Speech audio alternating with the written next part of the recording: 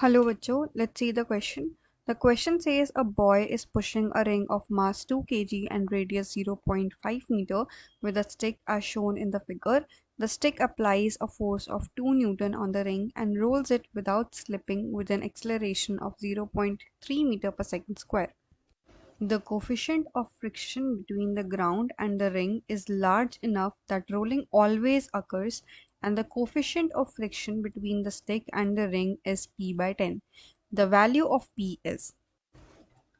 The key concept of this question is rotational motion. सबसे पहले हम फ्री बॉडी डायग्राम बनाते हैं इस क्वेश्चन का। ये हमारे पास है वो ball, this is the ground and this is the stick. According to the question ये स्टिक की मदद से इस बॉडी पर एक फोर्स लग रही है that is of 2 newton, and because ये ग्राउंड एक फ्रिक्शनलेस सरफेस नहीं है तो यहाँ पर फ्रिक्शन फोर्स एक्ट करेगी that will be F2, and stick और बॉल के बीच में फ्रिक्शन फोर्स जो एक्ट करेगी दैट विल बी F1, जिसको हम म्यू एन से लिख सकते हैं, right. N that is the normal force. अगर स्टिक बॉल पर 2 न्यूटन की फोर्स एक्सर्ट कर रही है तो बॉल भी स्टिक पर 2 न्यूटन की फोर्स एक्सर्ट करेगी, तो हम यहाँ पर नॉर्मल की वैल्यू लिख सकते हैं 2। दैट मीन्स जो F1 की वैल्यू आई है हमारे पास दैट इज 2 म्यू। अब हमें पता है कि बॉल इस डायरेक्शन में मूव कर रही है, इसी वजह से जो फ्रिक्शन है वो भी पीछे की तरफ लग रहा है।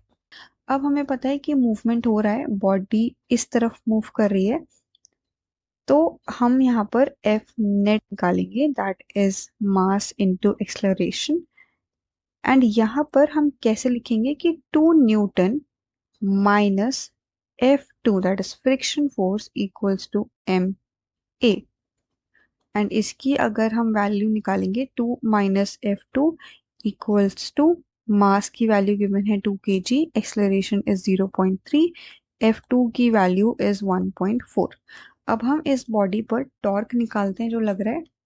Torque is written as I alpha.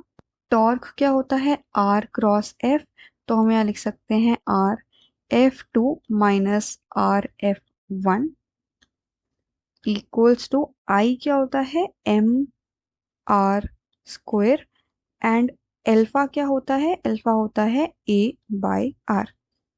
हम लेफ्ट साइड R को कॉमन ले लेंगे। F2 की जो वैल्यू आई थी हमारे पास सॉल्व करके वो आई थी 1.4 एंड F1 की थी 2 म्यू इक्वल्स टू M की वैल्यू थी 2 kg, एंड R को भी हम ऐसे रहने देते हैं, and A was 0.3 and again R।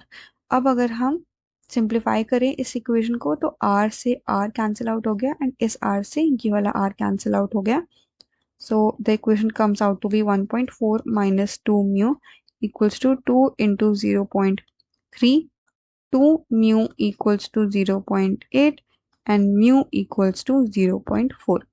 Question के अकॉर्डिंग हमें गिवन था कि जो म्यू की वैल्यू है दैट इज P बाय 10।